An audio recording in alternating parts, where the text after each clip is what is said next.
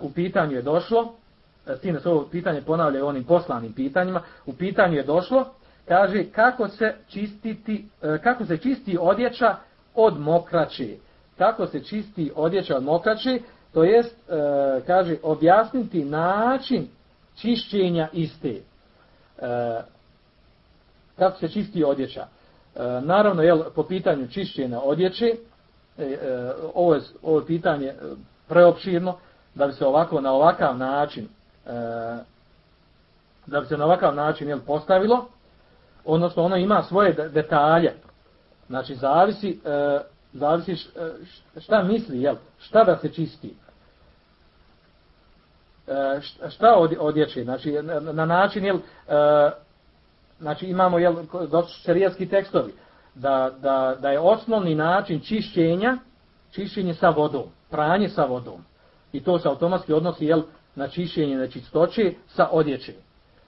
A što se tiče, ima šerijatski tekstova koji ukazuju i na neki drugi način čišćenja nečistoće. S tim, naravno, ono što došlo u šerijatskim tekstovima, primjer radi da se čisti, recimo, nečistoća koja zadesi obuć čovjeka. Čovjek koji hoda i naiđe na neđaset. Svejedno bilo mokraća ili izmet ljudski. Kako se čisti? Došlo je vjerodostojno hadisu,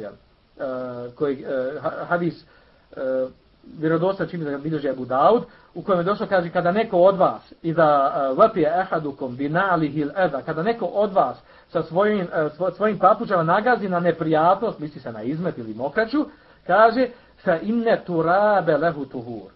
Kaže, onda je, kaže, čišćenje tome, kaže, turab. Odnosno, zemlja, ponovo kada nastavi dalje hodat, on hodanjem očisti, ili dovoljno je da on, ako vidi na toj obući ili papučama, vidi nečistoću, da obriše od zemlju tu nečistoću, da se otkloni onaj ajnul neđase, odnosno da se ne očisti ono što se vidi od nečistoće. Bilo mokraća, bilo izmet. Također u hadisu, poznato je hadis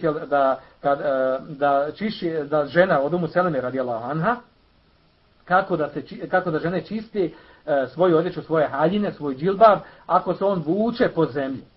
Odnosno u tom hadisu je došlo i da trebaju da puste odjeću da se vuče po zemlji, kako prekrile svoje stopala. S tim da ima u ovom hadisu ima neke slabosti, uglavnom mnogi ocjenjuju ga prihvatljivim, pa je pitala Umu Seleme, šta kaže kada u žene džilbab ili suknja, kada su spušteni toliko da naiđu, da se vuku po zemlji, šta ako naiđe na neki izmet, na nečistoću, mokraću ili izmet ljudski, kaže nešto slično, kaže, poslanik sallallahu alejhi ve sellem kaže, yutahiruhu ma ba'dahu.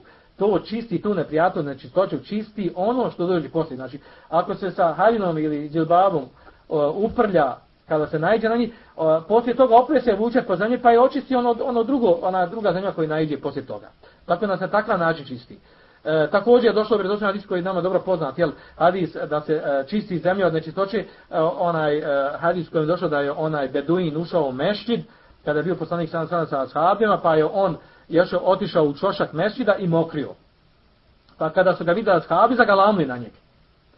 Pa je poslanik njima rekao, nemojte galam, nemojte izdati glas za njeg, nemojte, pustite ga neka završi, pa je on završio, pa je poslanik sada rekao ono što mu je rekao, uglavnom naredio poslanik sallallahu da prospu na to mjesto gdje on mokrio, naravno on je mokrio mešćid, prije nisu bili mešćidi sa tepisima kao što za nas imamo, nije bilo tepija, nije bilo poda, nije bilo betona i tako dalje, nego bilo pijesak, prašina, zemlja. Pa je naredio da oni prospu jednu kantu vode na to. Da prospu kantu vode. Što znači da se sa vodom čisti ta nečistoća, mokraće na zemlji. I tako dalje, da ne spominjemo, što se tiče čvrste nečistoće, poput izmeta, ona se čisti tako što se otkloni, znači ajnu neđasu, odnosno sama je ta čvrsta nečistoća. Nejse, ono kod čega su učenjaci složni, a to je da se nečistoća otklanja vodom.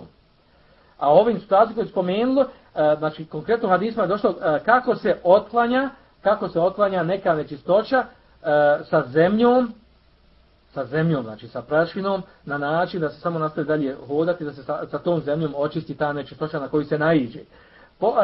Zbog ovoj mesele postoji razilaženje kod učenjaka da li je dozvoljeno čistiti nečistoću nečistoću sa nečim mimo vode. Da li se može čistiti nečistoća sa nečim mimo vode? Naravno, poznat sam na hadisi tako da se čisti nečistoća sa polnog organa i prilikom obavljanja velike nužde, da se čisti sa kamenjem, sa 3 kamena, kao što je došlo sa najmanje 3 kamena, mimo vode. Jel? Ali i danas što imamo, jel, sa čišćenjem sa papirom. Odnosno, oko toga postoje razilaženje učenjaka. Džumhur učenjaka je na stavu da je važib otklanjanje nečistoće, mimo ono što je došlo u šarijetskim tekstovima, znači otklanjanje mokraće i veliko nuže sa kamenjem, odnosno ovo što smo spomenuli sa čišćenjem zemlje, sa prašine, kažu osnova je da se čisti sa vodom, na tome je džumhur učenjaka.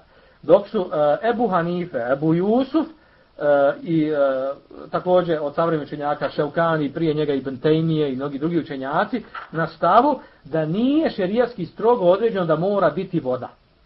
Da sa bilo kojim drugim predmetom, čvrstim ili tečnim, ako se očisti nečistoća i otkloni njen, znači njen onaj ajn, znači njen taj čvrsti ili tečni predmet, otkloni se, da se time očistila, da se time otklonila nečistoća. Bilo to sa odjeće, sa obuće i tome slično. S tim, dakle, kako kaže Ibn Tejmije, jel, da nije dozvoljeno otklanjati nečistoću sa hranom ili sa pićem koji čovjek koristi. Sa sokovima, sa hranom koju jede, sa hljebom i bilo kojom drugom hranom. Sa tim nije dozvoljeno. Zbog čega? Zbog toga, jel, prvo što nema potrebe za tim, druga stvar što je upropaštavanje, jel, korisnog zdravog imetka i što je time omalovažavanje nimeta onog što čovjek jede. Jel. I ovo je išala ispravan stav, znači da je dozvoljeno sa bilo čime drugim mimo vode, ako će se sa njim otkloniti. Šta to znači mimo vode? Znači može sa papirom se otkloniti nečistoća, može sa platnom, sa drvetom, sa bilo kojim drugim predmetom, bitno da se otkloni nečistoća. A naravno što se tiče ovdje konkretno pitanja, ovdje pita o odjeći, znači odjeća, čišćenje nečistoći sa odjeće prvenstveno se radi čisti sa vodom i najlaše i najefikasnije sa vodom, a ako bi se otklonilo sa nečim drugim, tako da se zaista otkloni nečistoća, znači ispravno je bitno da se otkloni znači trag nečistoće da potpuno nestane. A Allah zna najbolje.